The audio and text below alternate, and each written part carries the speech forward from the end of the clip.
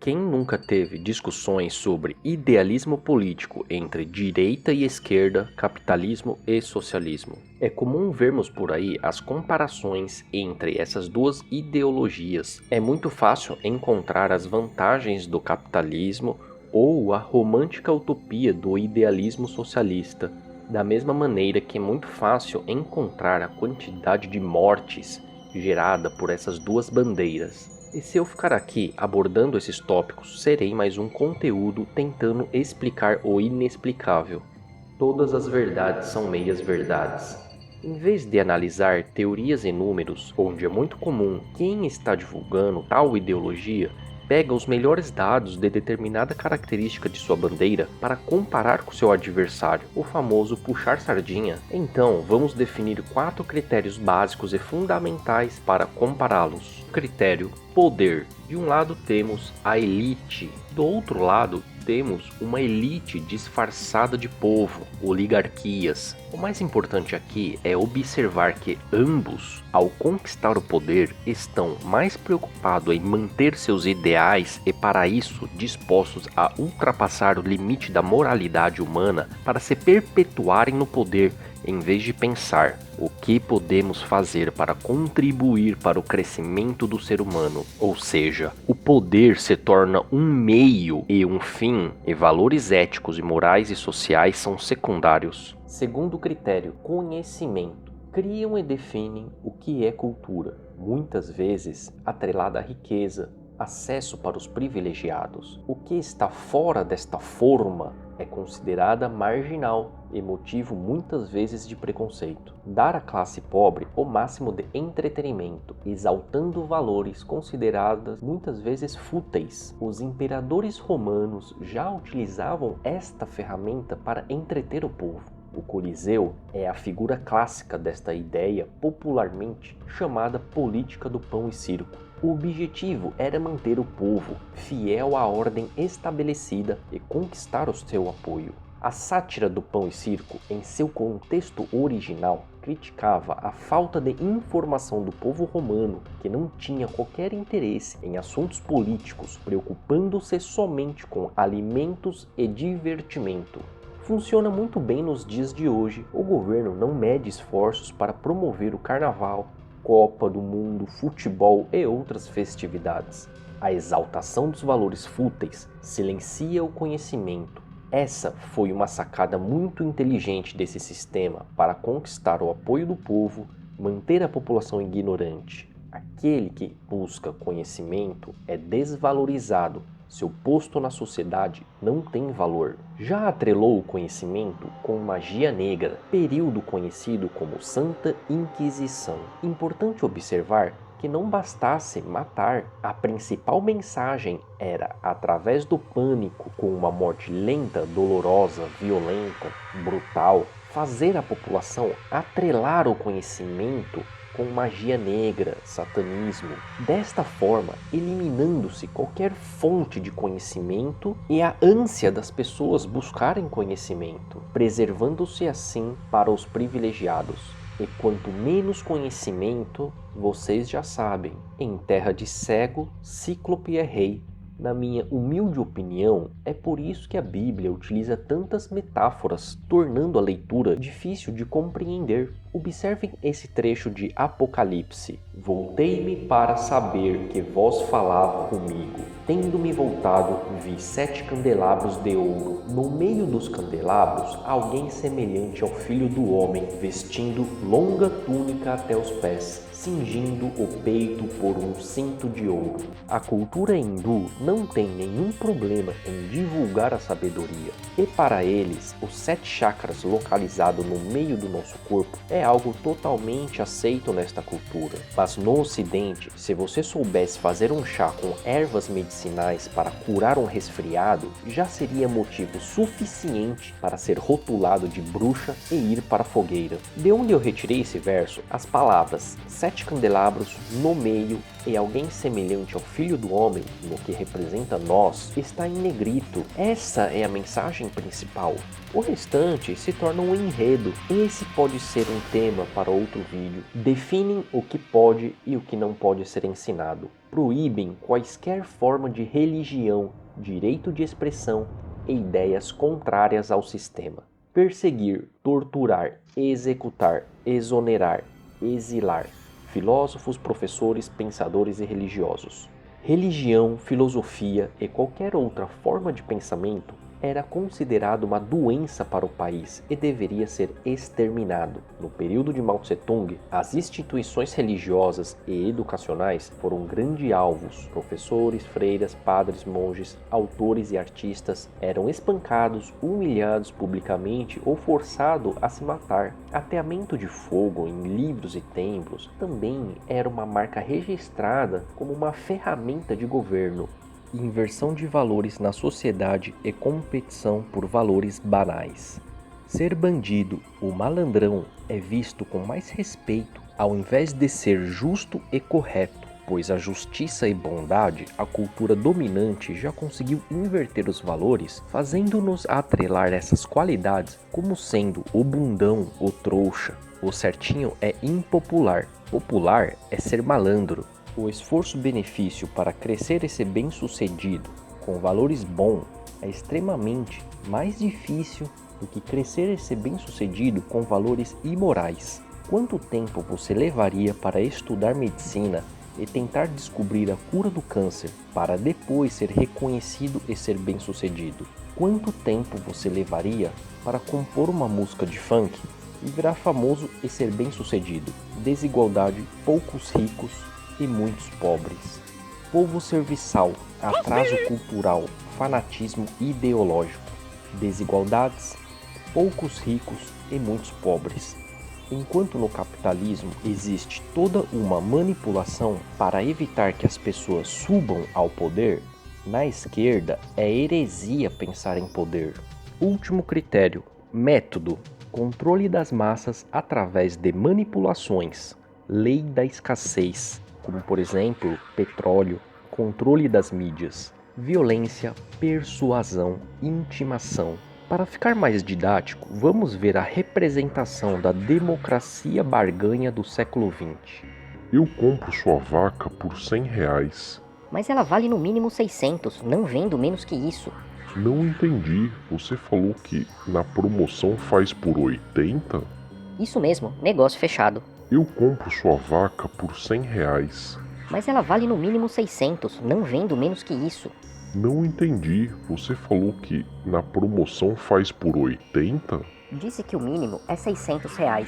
Ok, obrigado.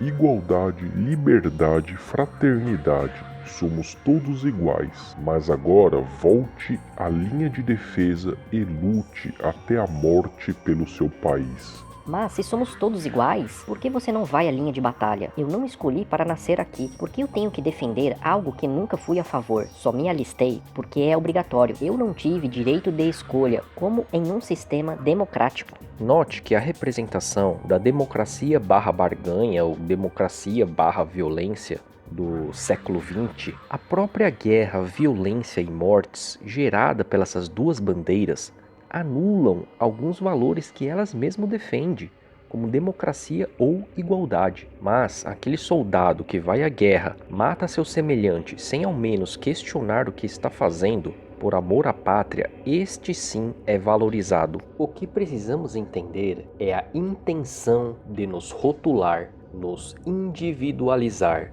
Qual é a importância de fazermos abraçar a uma causa, uma bandeira, uma ideologia? O fato é que nossa consciência, no momento que se individualiza, identifica o seu oposto como inimigo, e sendo assim, agora eu posso torturá-lo, dominá-lo, matá-lo, sem pensar muito, sem julgamento. Somente o fato do indivíduo escolher o outro lado já é motivo o suficiente para eu eliminá-lo. Essa é a real intenção da individualização. E o que tantos mestres e sábios tentaram nos ensinar, o caminho da união. Enquanto gastamos nosso tempo, energia e recursos para exterminar grupos e ideologias diferentes à nossa, as pessoas de poder estão trabalhando para lançar bandeiras diferentes, arquétipos diferentes, estilos diferentes, pois isso é o que gostamos, é o que nos faz hipnotizar, ser acolhidos por um determinado grupo e lutar por essa causa, mantendo-nos entretidos. E assim não conseguimos enxergar os verdadeiros inimigos que financiam todos os lados, lucram com as dores e necessidades de todos, mantendo toda a população controlada. Enquanto nós não entender que só há luz quando há um polo positivo e outro negativo, vamos continuar querendo exterminar nossos arquirrivais. A vida só existe na Terra justamente pelo equilíbrio dos polos, como dia e noite ou calor e frio. Desse equilíbrio surgem mais 4 forças opostas, com cada qual tem o seu tempo, o seu ciclo, e dessa perfeita sincronia entre Sol e Lua, primavera, outono, verão e inverno, surge a vida. Se a natureza, também chamado de plano dévico, tivesse a consciência humana, certamente não haveria vida, pois o Sol já teria eliminado a Lua para imperar o calor e a radiação sobre a Terra, ou a Lua já teria encontrado uma forma de bloquear a luz solar com um eclipse eterno, mantendo a Terra fria e gélida. A natureza entende que um define o outro. Um só existe porque o outro existe. Um dá significado ao outro. Só conhecemos o dia porque existe a noite. Só conhecemos o calor porque existe o frio. Só conhecemos o belo porque existe o Ronaldinho Gaúcho. Vamos imaginar em que em um determinado planeta não houvesse nenhuma forma de sofrimento e dor. Ao tentar descrever o que é dor, ou tentar descrever o que é cura, nenhum dos habitantes de tal planeta iria entender, pois sofrimento e cura são opostos que definem um ao outro. Viajamos milhares de anos-luz e alguns tripulantes estão com dor, náuseas, dor de cabeça. Vocês têm algum remédio? Mas o que é dor? Dor é quando algum órgão do nosso corpo está com problema e precisa ser curado. Mas o que é cura? Não há vida somente com calor. Não há vida somente com o frio. A vida que conhecemos surge em uma faixa de espectro onde exista o equilíbrio dessas duas grandezas. Enquanto para nós, quente é quente e frio é frio, sendo duais e distintas, a natureza enxerga que ambas são a mesma coisa, chamada de temperatura, só que estão separadas por níveis de graus diferentes. Esse é o resultado da nossa individualização. Qual é a diferença da disputa dos animais por territórios, comida e fêmeas, com a nossa disputa por dinheiro, fama e poder? Dinheiro está para nós como alimento e território está para os animais. Fama e poder está para nós da mesma maneira que força e inteligência, o mais belo, o mais colorido, está para os animais. Qual a diferença entre dois grupos de chimpanzé que, ao se encontrarem, brigam violentamente gerando mortes por disputa de território, com um país que invade o outro por disputa de recursos? Não há diferença alguma, só somos mais sofisticados.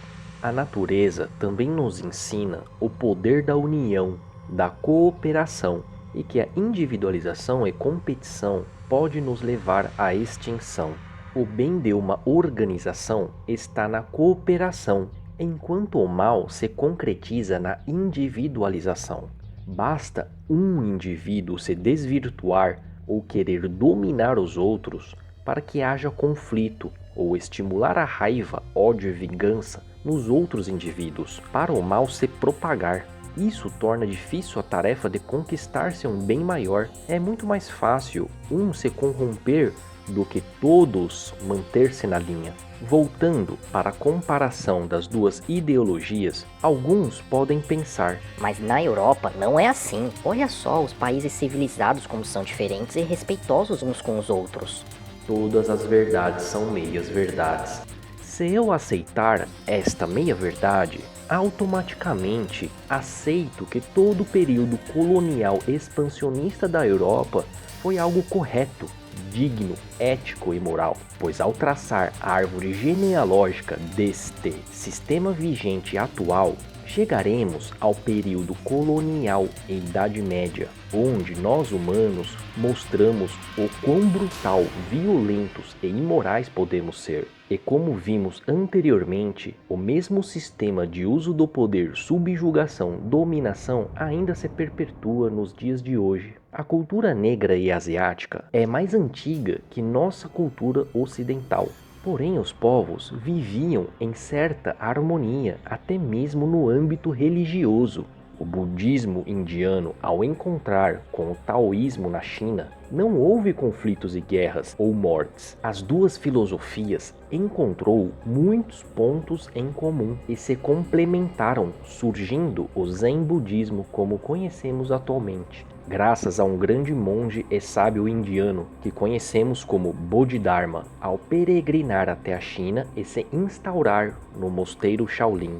Hoje, os países de primeiro mundo é o que é graças à exploração que houve no período colonial, a guerra do ópio, a rota da seda, as Índias Orientais, a mão de obra escrava, tudo para manter a ambição desse paradigma vigente que vivemos atualmente. Os negros eram considerados sem alma e os índios selvagens. Isso era motivo para dizimar e explorar toda a sua cultura e raça, apoiada pelas missões de salvação dos jesuítas. Os índios se consideravam um povo guerreiro e, sendo assim, não se subjugaram à imposição da cultura dominante. E hoje sabemos o resultado de tudo isso: a população indígena quase reduzida a zero. Um dado curioso da raiz desse sistema que utiliza a manipulação, força, poder e violência, ao observar a causa das mortes dos imperadores romanos em uma simples pesquisa no Wikipedia, dos imperadores em que o motivo de sua morte foi registrada pelo site, 50% foram assassinados. Se somarmos a morte por envenenamento, suicídio ou execução, o número chega a incríveis 73%.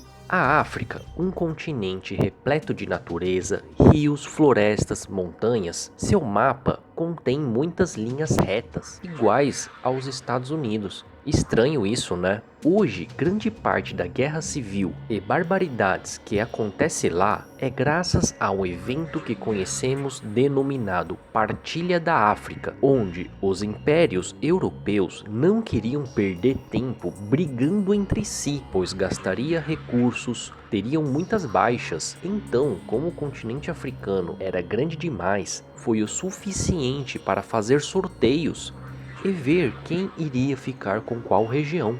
Desta forma, juntou-se tribos inimigas no mesmo território e separando tribos amigas. Ao se rotularem países de primeiro mundo, precisaram criar o seu oposto. Lembram? O dia só existe porque é noite também. O frio só existe porque há calor. Desta maneira, para haver o contraste e definirem-se ricos, impreterivelmente precisariam rotular alguém para ser chamado de pobres, para garantir a sua existência. Desta maneira, a desigualdade é uma ferramenta e não um subproduto deste sistema. Continuando na árvore genealógica deste sistema, após o período colonial e libertação dos escravos, entramos na era industrial. O sistema que conhecemos só funciona para as pessoas de poder, porque é necessário instaurar a desigualdade. No momento que você instaurou a desigualdade através do controle de recursos, é possível ditar o ritmo do progresso dos outros. Se você fosse um escravo, certamente suas primeiras necessidades seriam um prato de comida e um local para dormir. Se alguém que tomou tudo de você, essa pessoa tivesse muito recurso, o que você preferiria? Deixar sua família toda morrer ou trabalhar para conseguir comida e moradia? A desigualdade não é um subproduto deste sistema, é uma ferramenta dela. Sabemos que a desigualdade gera violência. Aquele que rouba para comer tiveram seus antepassados roubados e explorados. Então, quem está errado? Todas as verdades são meias verdades. Ninguém está certo. Aquele que rouba está errado. Aquele que roubou e explorou no passado também está errado. Então, quem são os verdadeiros culpados? São eles, o ego, a ganância, a luxúria. Esses são os verdadeiros culpados e todos nós somos vítimas.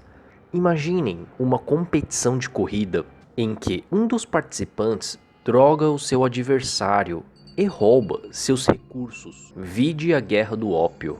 Explora os recursos de outro adversário. Vide campanha das Índias Orientais. E não satisfeito, para manter o seu programa expansionista, escraviza todo um continente para obter mão de obra escrava. Assim ele ganha a corrida, chega em primeiro, alcança o topo e se diz: sou um país civilizado de primeiro mundo, eu sou o exemplo. Os Estados Unidos não são diferentes, somente se transformaram em potência mundial após as guerras mundiais. O Plano Marshall foi fundamental para o crescimento americano. Então, faço a seguinte pergunta: será que para esse sistema vigente só existe progresso com guerras e mortes? É paradoxal imaginar que a Inglaterra, o arquirrival do nazismo de Hitler, quase conseguiu dominar o mundo, subjugando as culturas dos países que iriam invadindo. Somente 22 países não foram invadidos pelo Império Britânico. São eles: Andorra, Bielorrússia, Bolívia, Burundi, Chad, Congo, Costa do Marfim, Guatemala, Ilhas Marshall, Liechtenstein, Luxemburgo, Mali, Mônaco, Mongólia, Paraguai, Quirguistão, República Centro-Africana, São Tomé e Príncipe, Suécia, Tajiquistão, Uzbequistão e Vaticano. Vamos ver mais algumas evidências que a desigualdade é necessária para que esse sistema vigente funcione. Dentre os valores que definem nós humanos, o que é mais moral e ético?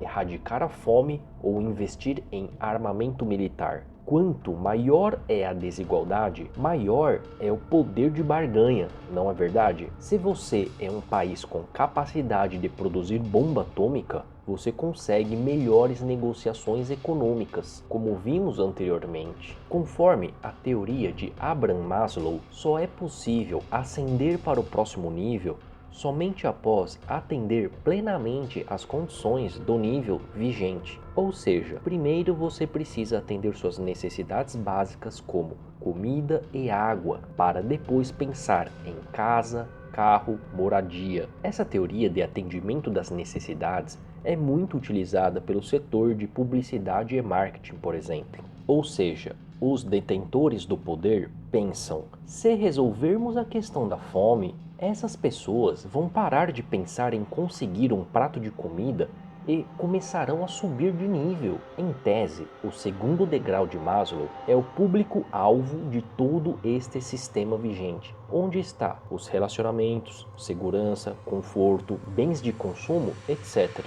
Sendo assim, ao igualar ou reduzir a desigualdade, isso é um convite às pessoas subirem ao poder e ameaçarem seus postos. E não é isso que eles querem. Quem já assistiu o filme O Senhor das Armas teve uma breve noção como as coisas funcionam.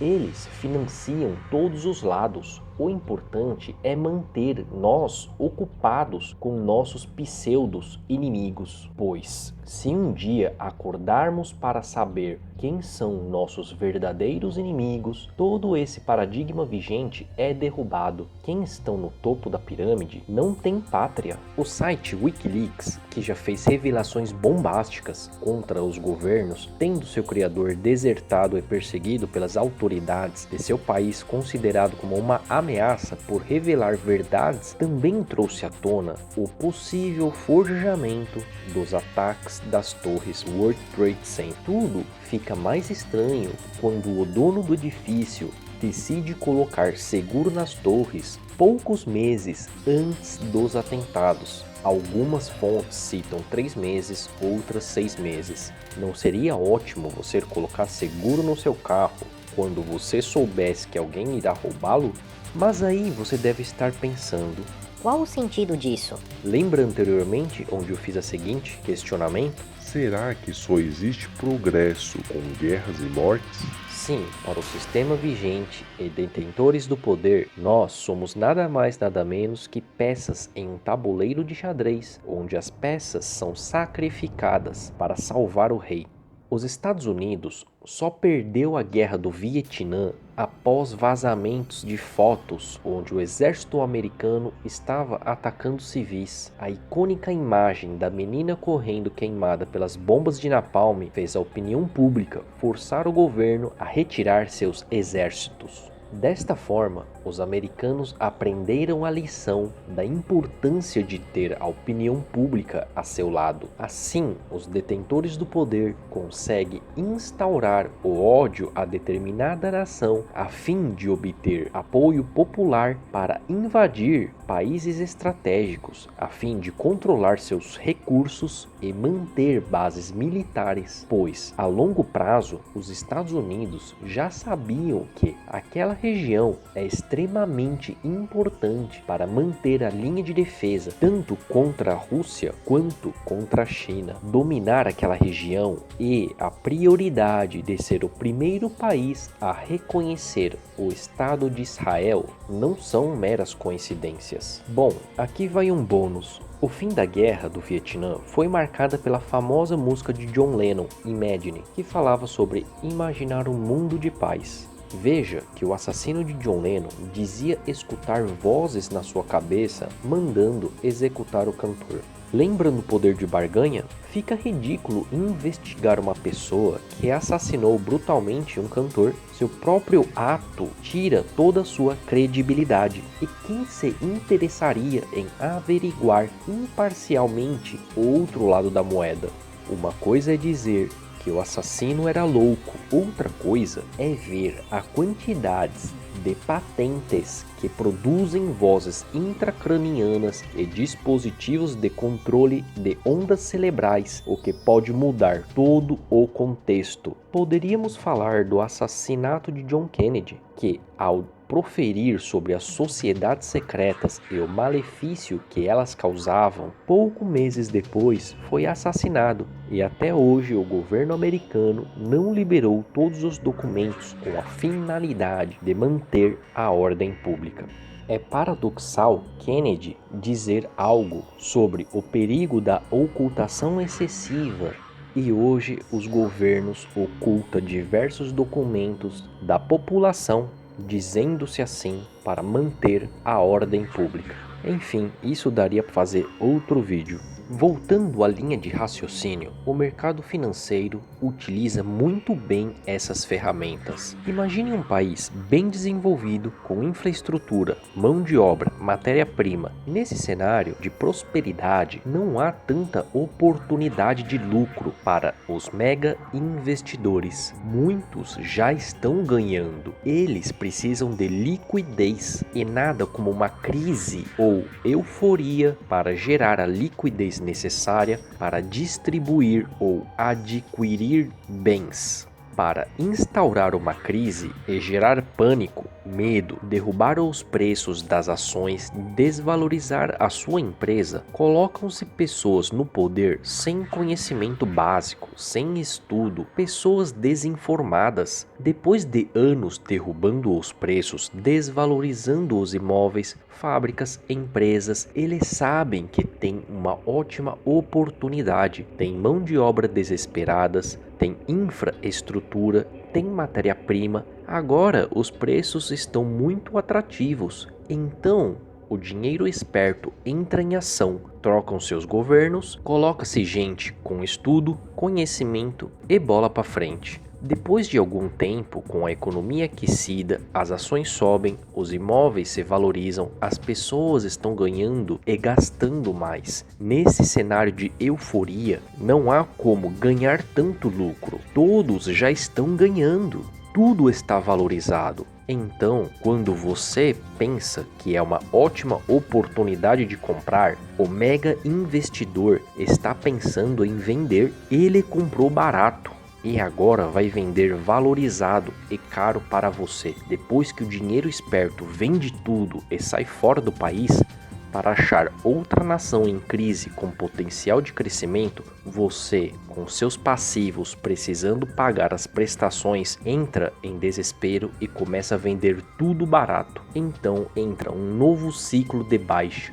Não existe crise para quem está no poder, eles criam as crises. As crises são sinônimo de pechincha para quem está no poder. Através do medo e pânico, cria-se muita liquidez. O mesmo também é válido para momentos de euforia. Observem esse gráfico do S&P 500 que mede as principais empresas americanas. Observem quantos anos levou para o índice chegar na casa dos 1.500 pontos. Se você sabe que o mercado está só subindo, as pessoas estão eufóricas, comprando ações, você já tem dois requisitos importantes: euforia e liquidez. Ou seja, neste momento só é preciso de um pânico para ganhar dinheiro rápido e fácil. Você vende enquanto todos estão comprando loucamente. Criado o pânico, os preços caem e você recompra tudo barato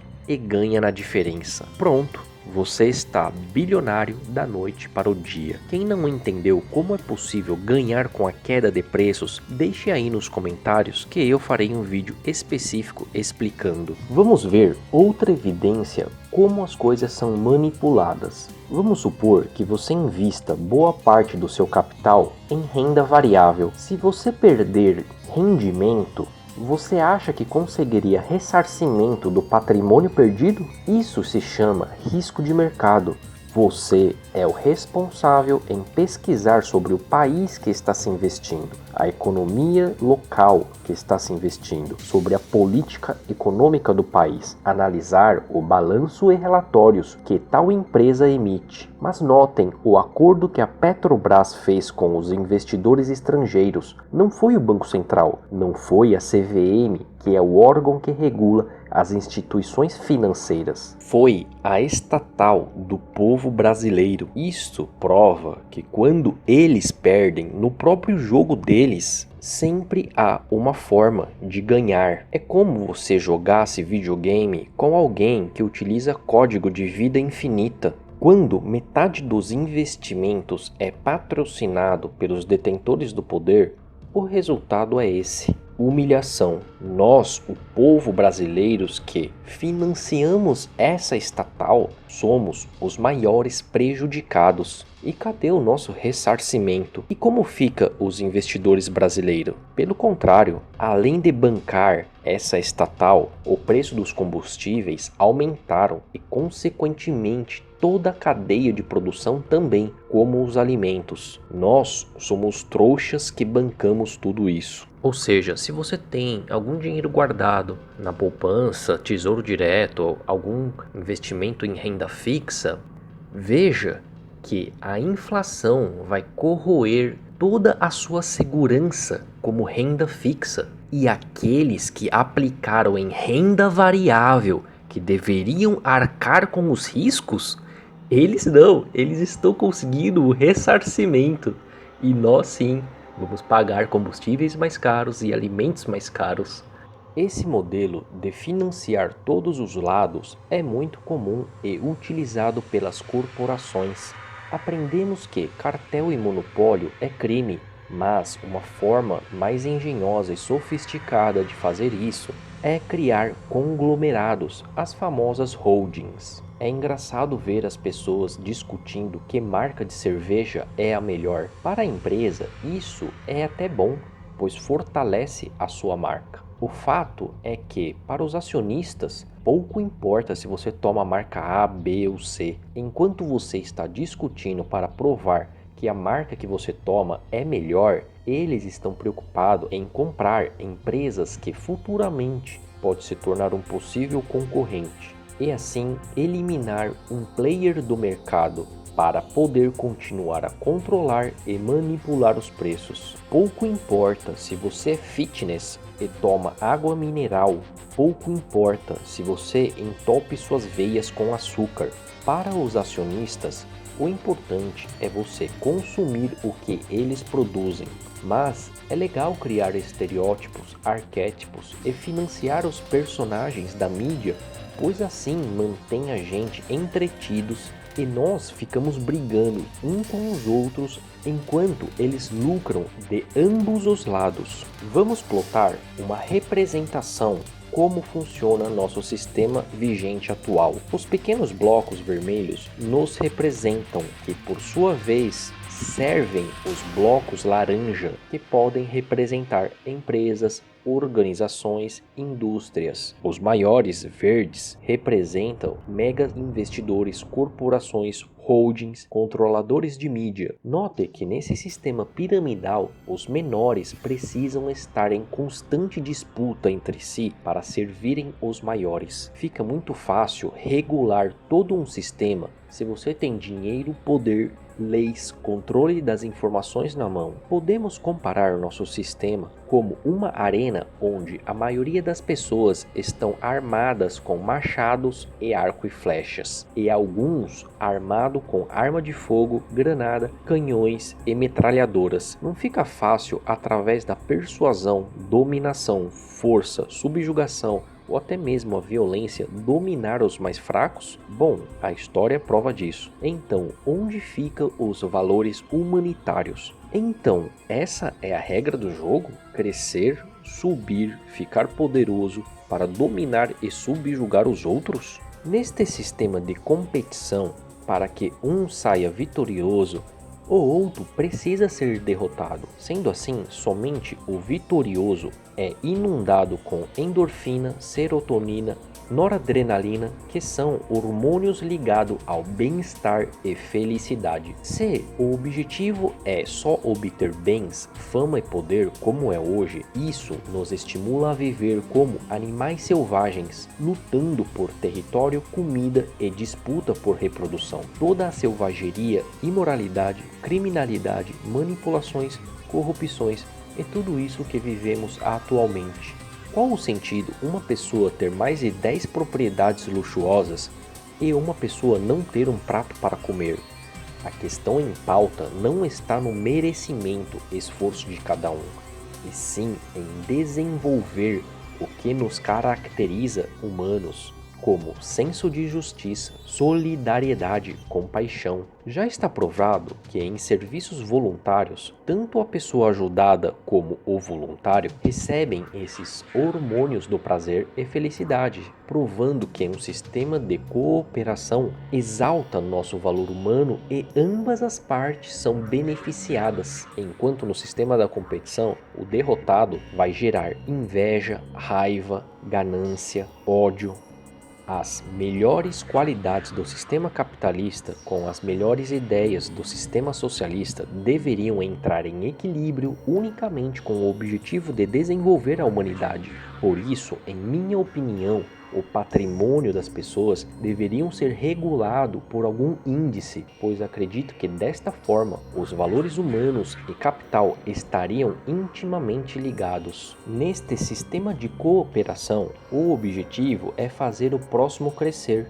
Desta maneira, todo o sistema é beneficiado. É como limitasse o range, o gradiente, a régua da desigualdade. Nesse processo, os valores humanos estão acima da hierarquia dos bens de consumo. A ideia de limitação de patrimônio é forçar as pessoas a ajudar a desenvolver seu próximo. dessa maneira, estimulando a compaixão, solidariedade, humanidade, respeito, empatia, pois essa deveria ser o objetivo mundial da humanidade, reforçar os valores que nos caracteriza.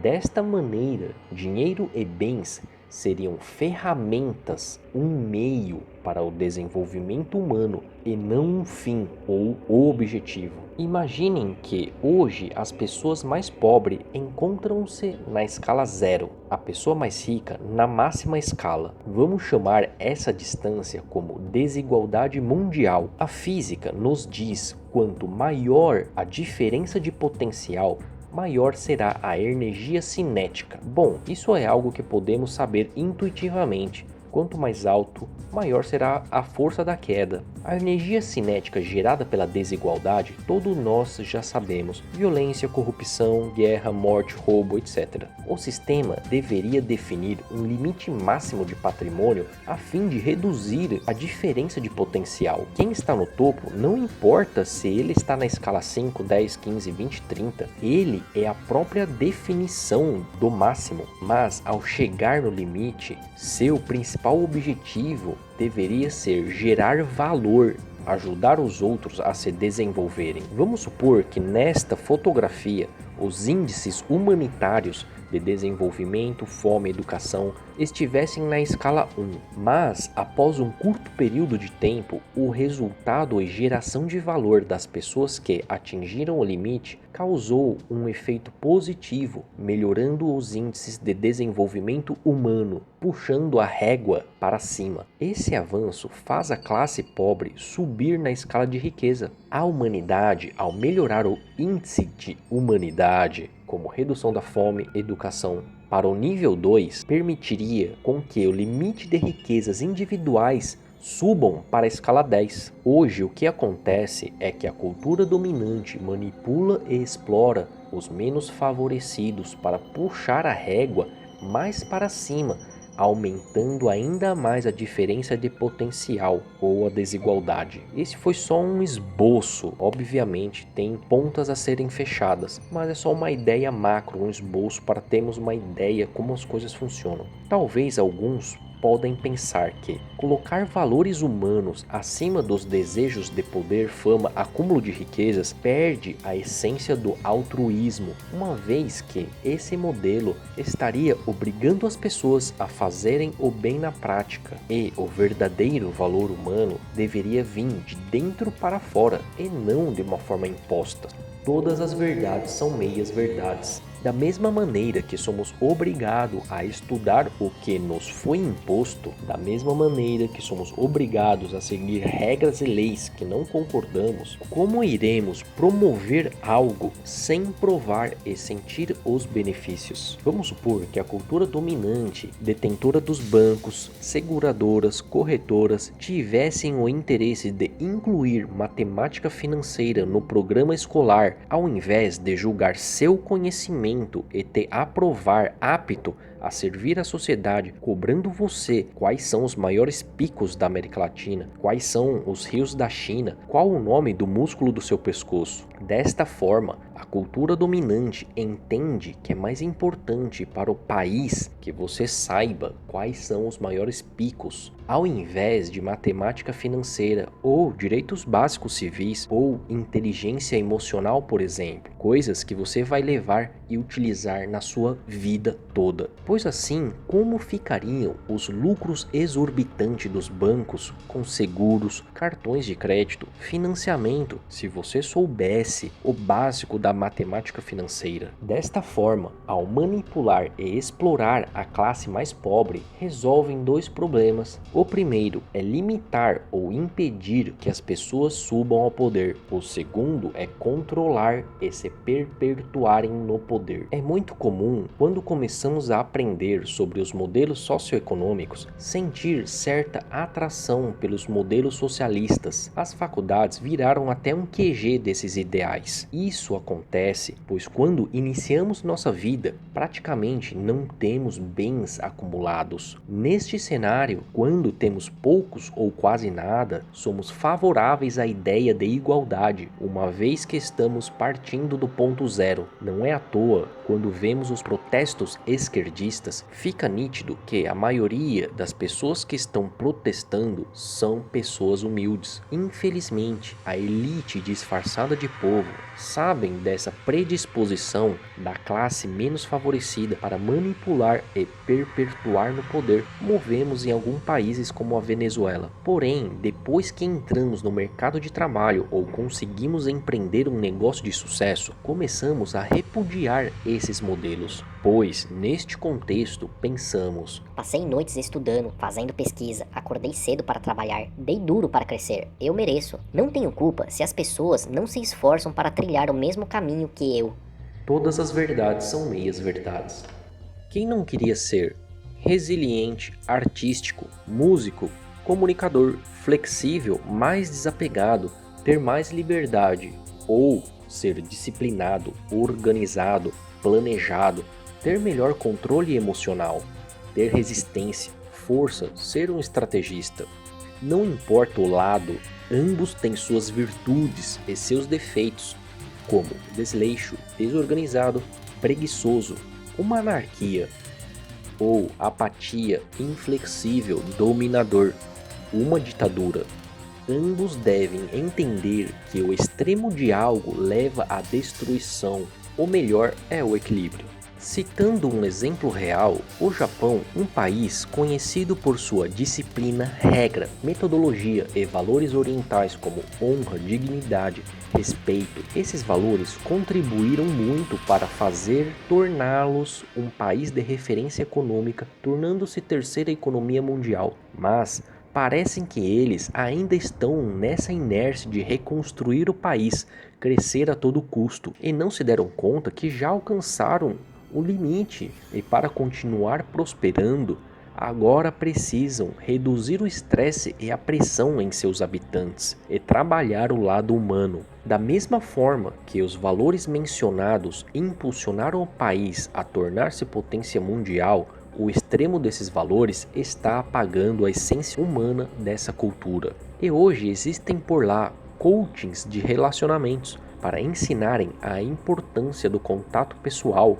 algo comum para nós, como beijo, abraço e até mesmo ensinar como se relacionar intimamente uns com os outros. Um documentário na Netflix chamado Amor e Sexo retrata bem isso. As próprias mulheres locais falam abertamente que não há contato físico entre os casais e é comum manterem relacionamentos fora, ou seja, o sexo virou sexo, somente para atender o desejo. Tornaram-se praticamente robôs, androides. Tornar as pessoas sem sentimento, ou seja, desumanizar e automatizar, civilizar em vez de humanizar, é tudo que esse paradigma vigente materialista se propõe a executar, pois emoções e sentimentos faz as pessoas a parar para pensar, refletir e questionar. Porém, quanto menos sentimentos, mais fácil para executar, obedecer e receber ordens. Enquanto nós precisamos aprender a ser mais disciplinados,